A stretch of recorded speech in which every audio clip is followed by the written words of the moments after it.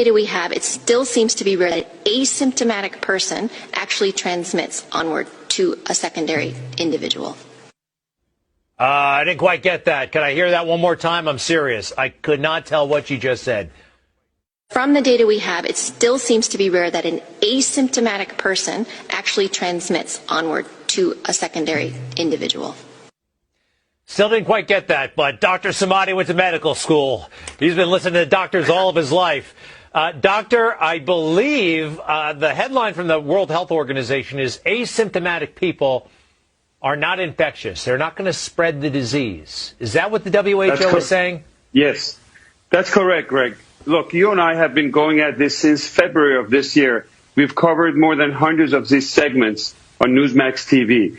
The most important segment about what we're going to be talking about COVID is probably tonight, because they're taking a 360-degree turn, and WHO is announcing, and this is a big news, that asymptomatic people out there are not contagious.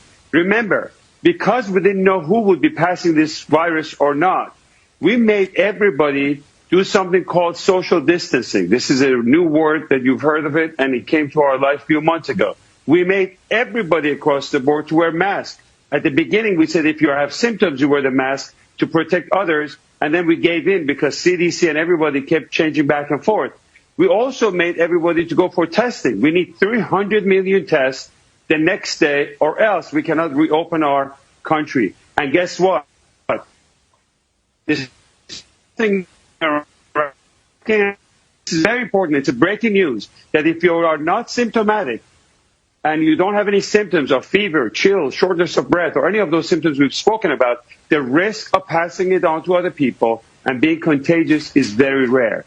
And studies like this comes from a very accurate tracing in countries like Singapore, contact tracing, and it's too bad that these researchers are not, the papers are not making it to Lancet, and mainstream media is not covering to the extent. This is probably one of the biggest news that we've had since coronavirus outbreak.